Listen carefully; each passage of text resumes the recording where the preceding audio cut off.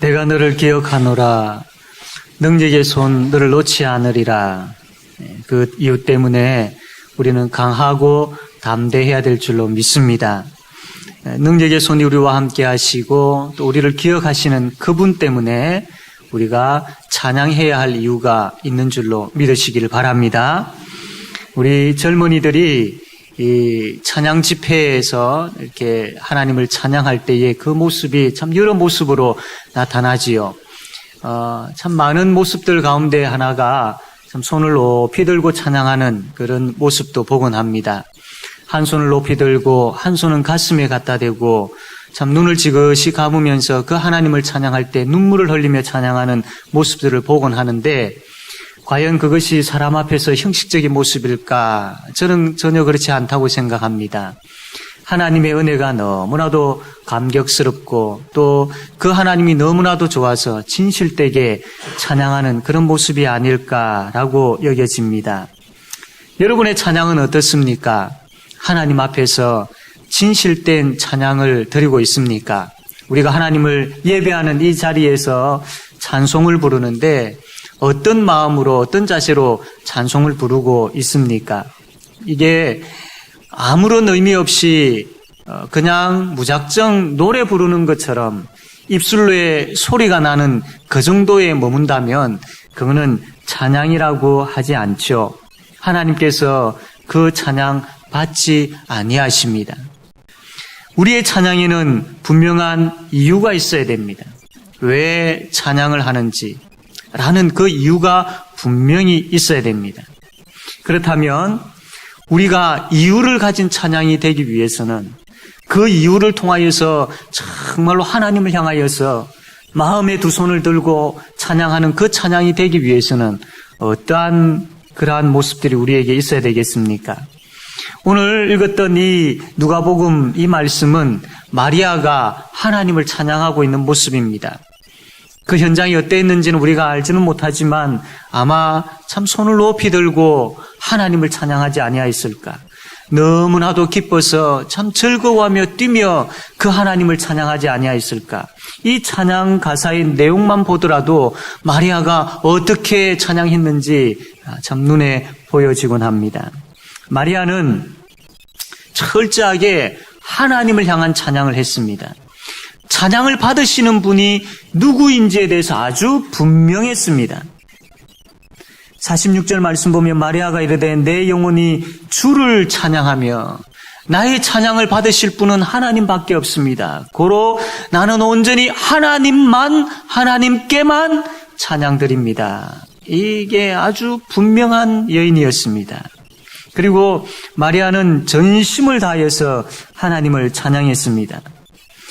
내 영혼이 주를 찬양하며 내 마음이 하나님 내 구주를 기뻐하였으면 내 영혼이 내 마음이 전심으로 하나님을 향했다라는 겁니다. 노래 부르고 싶으면 부르고 부르기 싫으면 부르지 않고 대충 흥얼거리고 다른 사람 따라 부르니까 분위기상 부르지 않으면 안 될 것 같고 그래서 억지로 부르는 그런 노래가 아니었다라는 겁니다. 마리아의 찬양은 전심이 담겨 있었습니다. 전심.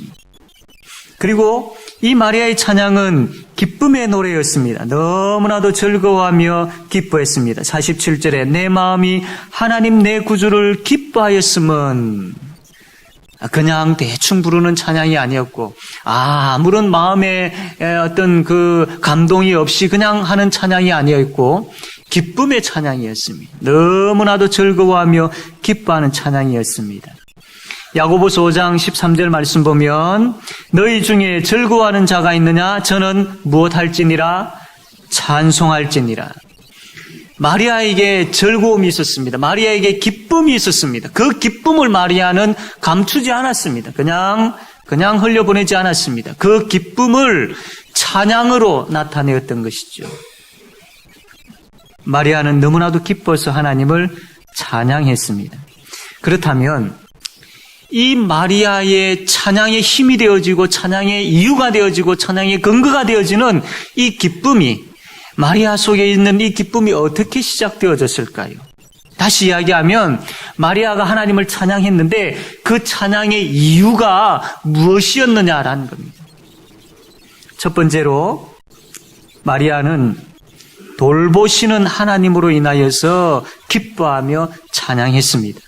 우리 48절 말씀 한번 다 같이 한번 읽어보겠습니다. 48절입니다. 시작.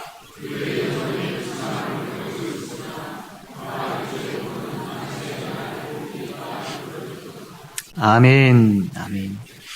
마리아는 자기 자신에 대해서 이렇게 이야기합니다. 나는 정말로 가난하고 초라한 여인입니다. 아무런 가치가 없는 여인입니다. 그 누구도 나를 인정해 주지 않은 그런 비천한 여인입니다. 라고 마리아는 자기 자신에 대해서 그렇게 이야기를 합니다. 그런데 이러한 여인에게 하나님께서 찾아오신 겁니다. 그리고 이 여인으로 하여금 예수님을 잉태케 하셨다라는 겁니다. 비천한 여인이라고 여겨지고 있는 이 여인, 자기가 자기 자신을 향하여서 나는 비천한 여종입니다라고 그렇게 이야기하고 있는 이 여인에게 하나님께서 찾아오셔서 예수 그리스도를 잉태케 하셨다라는 겁니다. 이 얼마나 놀라운 일입니까? 이 사건을 두고 마리아는 이렇게 고백하지요. 여종의 비천함을 하나님께서 돌보셨습니다. 여종의 비천함을 하나님께서 돌보셨습니다. 라고 마리아는 고백을 합니다. 이 돌보셨다라는 것은 마음에 두고 생각했다라는 겁니다. 하나님께서 비천한 여인 이 마리아를 마음에 두셨습니다. 그리고 마리아를 생각하셨습니다. 마리아를 기억하셨습니다. 그래서 하나님께서 예수 그리스도를 그 여인에게 잉태케 하신 것이죠. 보잘것없는 비천한 이 여인이 예수 그리스도를 잉태하는 그 순간 세상에서 가장 복되고 귀한 여인으로 바뀌어졌습니다. 이것을 경험한, 이 놀라운 복을 경험한 이 마리아가 그냥 있을 수 있겠습니까? 비천한 여종인 그 여인이 이제는 그 어느 누구도 부럽지 아니하는 이 세상에서 가장 복된 여인으로, 예수 그리스도를 잉태함으로 인하여서 가장 복된 여인으로 바뀌어진 겁니다. 세상 사람들이 제일 부러워하는 그런 여인으로 바뀌어진 겁니다. 이 복을 받은 이 마리아가 어떻게 그냥 있을 수 있겠습니까? 그냥 있을 수 없었던 겁니다. 이 기쁨으로 인하여서 마리아는 하나님을 찬양하고 있는 겁니다. 그게 오늘 우리가 보았던 본문의 말씀입니다. 우리도 참 비천한 사람들이었습니다. 아무런 가치가 없는 그런 인생이었죠. 왜냐하면 죄와 사망 아래 놓여 있었기 때문입니다. 죄와 사망 아래 놓여 있는 자가 이제는 더 이상 내려갈 데도 없는 겁니다. 끝나버린 인생이 죽음의 인생이죠. 아무런 가치가 없는 그런 인생입니다.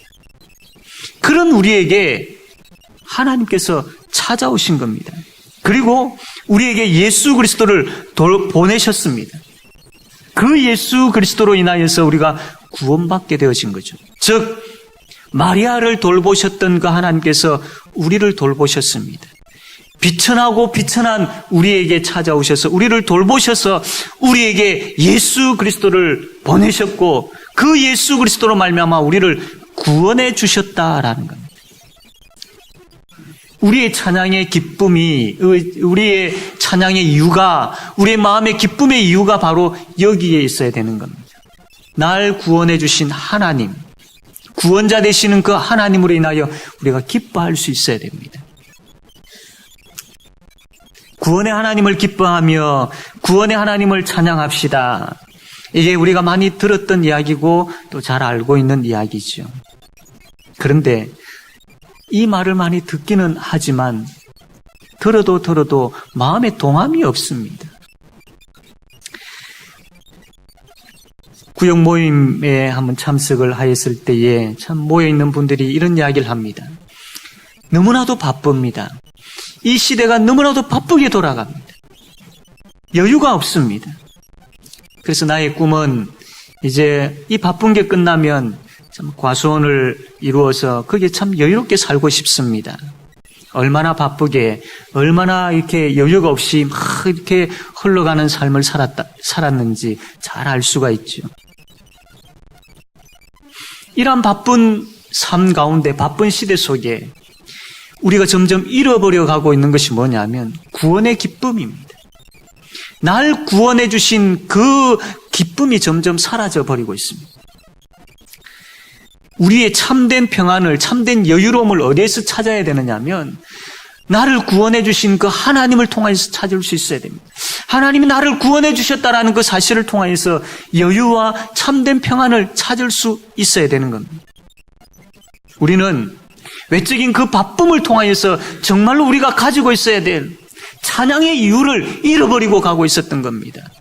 그래서 우리의 찬양의 소리가 적어져가고 있었던 것이고 우리의 찬양의 횟수가 줄어가고 있었던 것이죠. 찬양의 마음이 점점 굳어가고 있었던 겁니다. 사랑하는 성도 여러분, 구원의 은혜가 생각되어져야 됩니다. 날 구원해 주신 그 감격이 회복되어져야 됩니다. 그럴 때 기쁨이 회복되어지고 그 기쁨으로 인하여서 구원의 하나님을 손을 높이 들고 찬양할 수 있게 되어진다라는,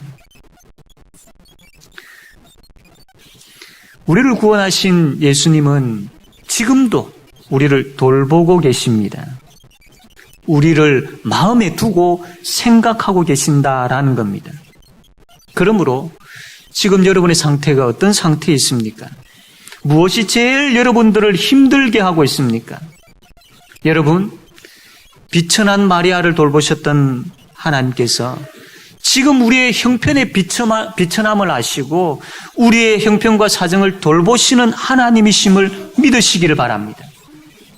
지금 현재 우리가 살아가고 있는 그 상황, 그 비천함을 하나님께서 실제적으로 돌보고 계심을 믿으시기를 바랍니다. 하나님께서 돌보시는 사람은 정말로 복된 사람이지요. 왜냐하면 대충 우리를 돌보지 않으시기 때문입니다. 확실하게, 분명하게 돌보시기 때문입니다. 우리의 형편을 잘 아시는 하나님은 아주 정확한 것을 가지고, 너무나도 복되고 놀라운 선한 것을 가지고 우리를 돌보시기 때문입니다. 그래서 언제 건지실 것인지, 무엇으로 채우실 것인지 우리보다도 더 정확하게 알고 계시는 그 하나님께서 우리를 돌보시기 때문입니다. 실제 삶의 현장에서 돌보실 겁니다. 예배하는 가운데도 우리를 돌보실 뿐만 아니라 예배를 마치고 나아가서 한 주간의 삶을 살아가는 그 실제의 삶의 현장의 발걸음 위에 하나님의 돌보심이 있음을 믿으시기를 바랍니다. 우리를 돌보셔서 구원하신 하나님께서 우리의 삶의 실제 현장에서도 돌보신다라는 것, 그것을 믿으십시오. 또한 그것을 기억하십시오. 그것을 생각하십시오. 그럴 때 날 돌보시는 하나님을 찬양할 수가 있는 것입니다. 사랑하는 성도 여러분, 우리에게는 찬양의 이유가 있습니다. 나를 돌보시는 하나님 때문에, 나를 돌보시는 하나님 때문에, 한 주간의 삶 가운데 나를 돌보시는, 그것도 너무나도 구체적으로 나를 돌보시는, 그것도 실제적으로 나를 돌보시는 그 하나님을 만나시고 그 하나님, 나를 돌보시는 하나님을 마음껏 찬양하는 찬양의 복된 한 주간이 되어지기를 바랍니다. 우리 옆에 있는 분들과 한번 격려합시다. 하나님께서 당신을 돌보십니다. 두 번째로 찬양해야 할 이유는, 기쁨으로 찬양해야 할 이유는 능력의 하나님으로 기뻐하며 찬양하기 때문입니다. 우리 하나님의 말씀 누가복음 1장 49절 말씀 한번 같이 한번 읽겠습니다. 49절입니다. 시작.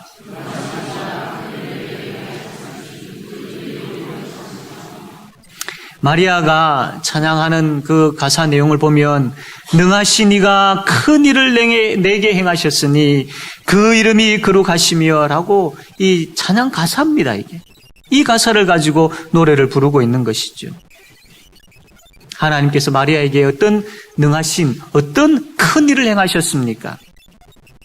그것은 바로 예수 그리스도를 잉태케 하는 그 큰 일을 하나님께서 마리아에게 행하셨습니다. 그 일은 마리아가 할 수 있는 일이 아닙니다. 하나님의 능력이 아니고서는 이루어질 수 없는 일이죠. 마리아의 생에 있어서 제일 큰 일이 바로 예수 그리스도를 잉태하는 그 일이었습니다. 불가능을 가능케 하시는 하나님의 능력을 지금 마리아가 경험하고 있는 것이죠. 이 엄청난 일, 이 능력의 일, 이 큰 일을 마리아는 숨길 수가 없었던 겁니다. 그냥 있을 수 없었습니다. 그래서 이렇게 찬양합니다. 능하신 이가 큰 일을 내게 행하셨으니 기뻐 즐거워하며 뛰면서 박수치면서 손을 높이 들면서 능하신 이가 큰 일을 내게 행하셨으니 라고 하며 찬양을 하고 있는 것입니다. 능력의 하나님, 능하신 하나님께서 우리에게도 큰 일을 행하셨습니다. 그것은 예수 그리스도를 우리에게 보내셨고 예수 그리스도를 믿게 하셨습니다. 이것은 불가능을 가능케 하시는 하나님의 능력입니다. 기적 중에 기적입니다. 왠 줄 아십니까? 우리는 스스로 예수를 믿을 수 있는 사람들이 아니기 때문입니다. 내가 예수를 믿는다라는 것은 나에게 있어서 가장 큰 기적입니다.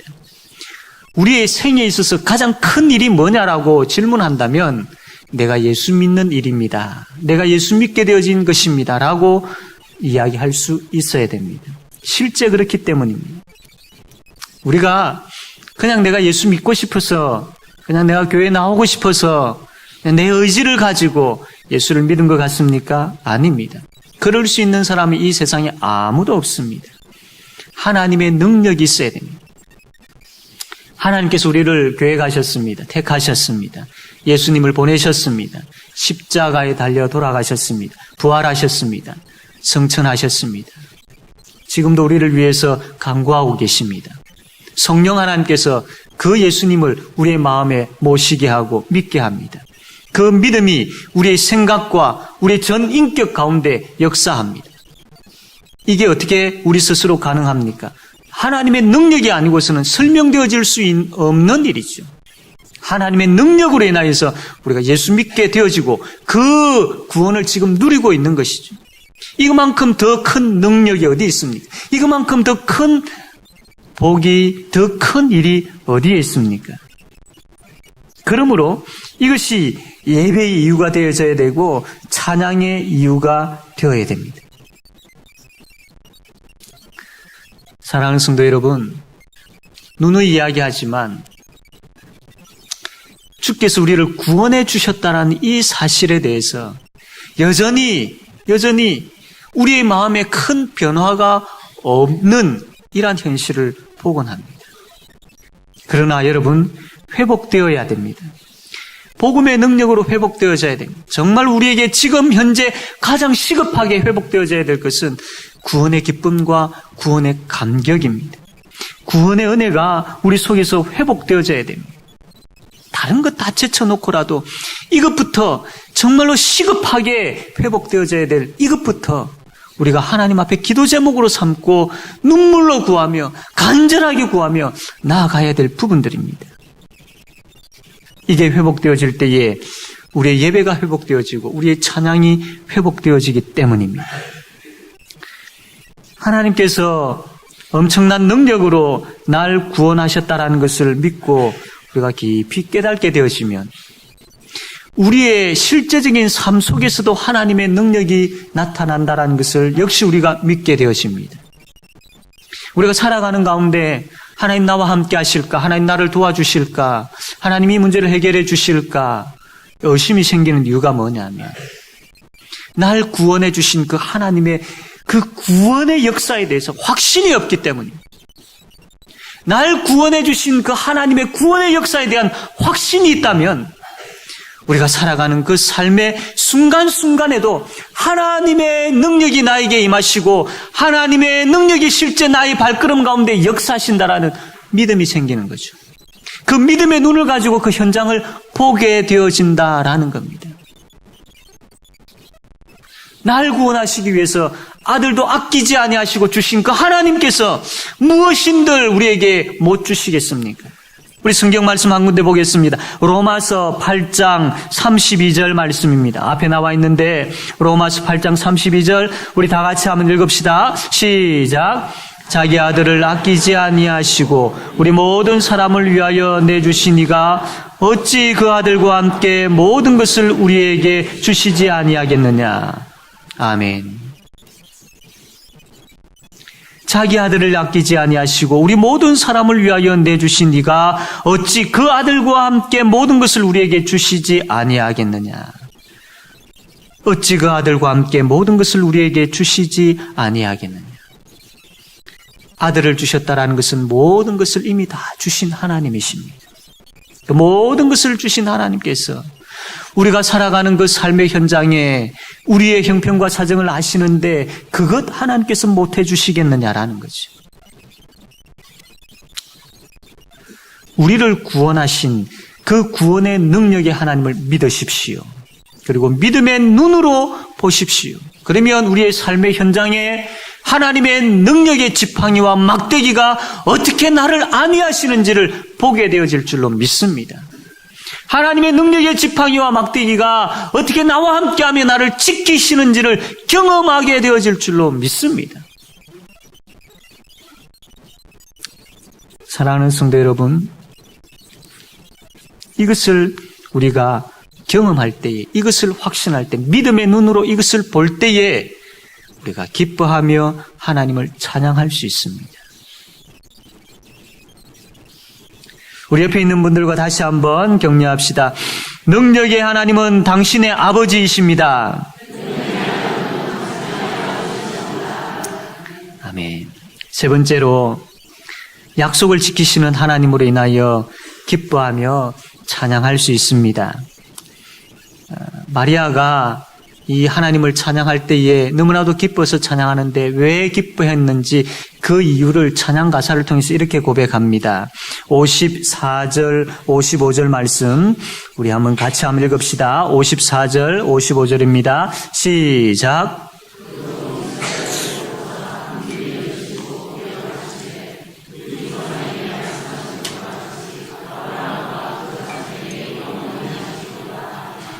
아멘.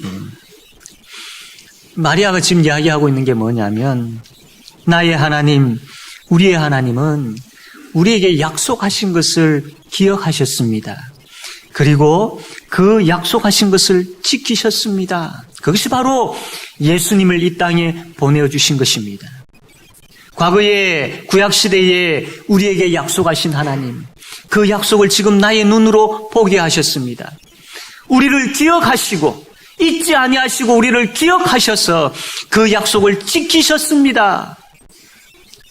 그 신실하신 하나님으로 인하여서 마리아가 지금 찬양하고 있는 것입니다. 구약시대가 끝나고 신약시대가 왔지요. 구약시대가 끝나고 난 다음에 신약시대가 바로 온 것이 아니고 400년 동안의 침묵 시대가 있었습니다. 400년의 침묵을 깨고 하나님께서 인간을 구원하기 위해서 예수 그리스도를 이 땅에 보내신 것이죠. 400년 동안 침묵되어져 있는 그 기간 동안 인간은 하나님께서 우리를 잊어버리셨는가? 왜 그냥 이대로 내버려 두시는가? 왜 아무런 반응을 보이지 아니하시는가? 이렇게 의심할 수 있습니다. 그러나 하나님은 잊지 않으셨습니다. 이 백성들과 한 약속을 하나님은 기억하고 계셨습니다. 때가 참에 하나님은 그 기억하셨던 약속을 이루십니다. 그것이 바로 예수님을 이 땅에 보내신 것이죠. 마리아는 이것을 알았습니다. 하나님은 신실하신 하나님이시구나. 약속하신 것은 끝까지 지키시는 하나님이시구나. 하나님은 이 약속을 기억하셨구나. 나와 우리와 하신 그 약속을 잊지 아니하시고 기억하셔서 지금 그 약속을 지키고 계시구나. 마리아가 이것을 알았던 것이죠. 그래서 너무나도 기뻤습니다. 자기가 기다리고 기다렸던 그 메시아가 오시기 때문입니다. 기다리고 기다렸던 그 메시아, 하나님께서 보내주시겠다라고 약속하신 그 메시아가 온다라는 것을 그가 이제 경험하고 있기 때문이죠. 그래서 너무나도 기뻤습니다. 그 기쁨으로 마리아는 지금 찬송을 부르고 있는 것이죠. 하나님은 우리와도 약속하십니다. 나는 너의 아버지다. 너희는 나의 자녀이다. 나는 너를 온전한 하나님의 사람으로 만들 것이다. 그리고 지금 이 상태대로 내버려 두지 아니하고 완전한 구원의 자리로 나는 너희를 인도할 것이다.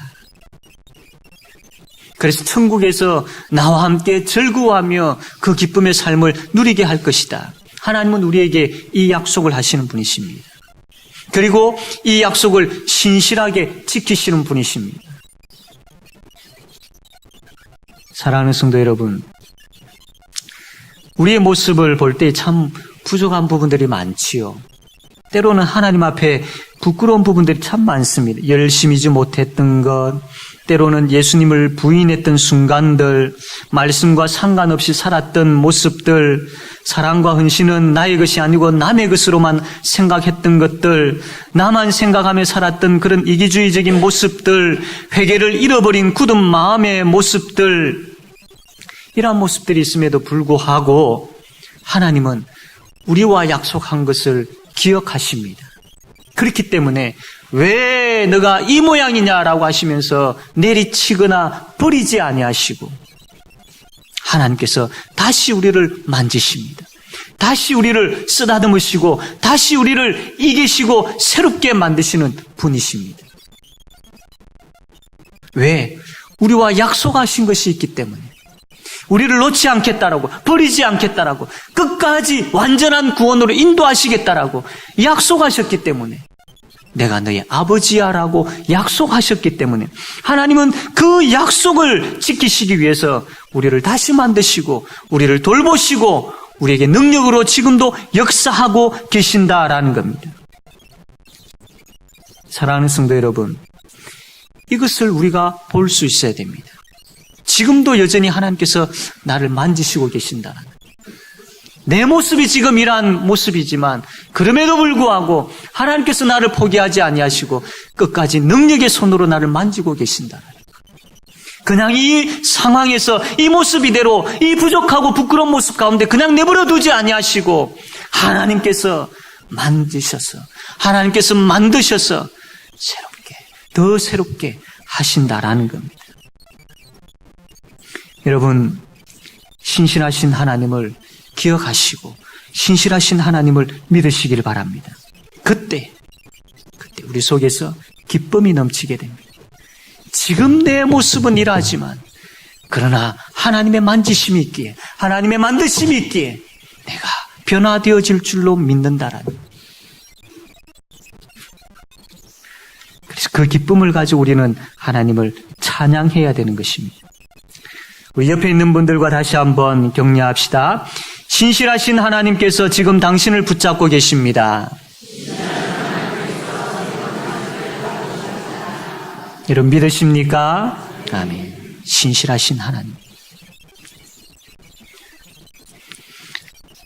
그냥 우리가 찬양하지 맙시다. 그냥 흥얼거리는 때로는 멜로디가 감미로워서 다른 사람들이 부르니까 그냥 내가 아는 곡이니까 그냥 내가 기분이 때로는 좋아서 그냥 흥얼거리는 것처럼 그냥 마지못하여서 아무런 감동 없이 부르는 그런 찬양 하지 맙시다. 하나님을 향하여서 진실된 찬양, 진짜 찬양 드리기를 원합니다. 그러려면 우리를 돌보시는 하나님, 능력으로 역사하시는 하나님, 약속을 끝까지 지키시는 그 하나님을 만납시다.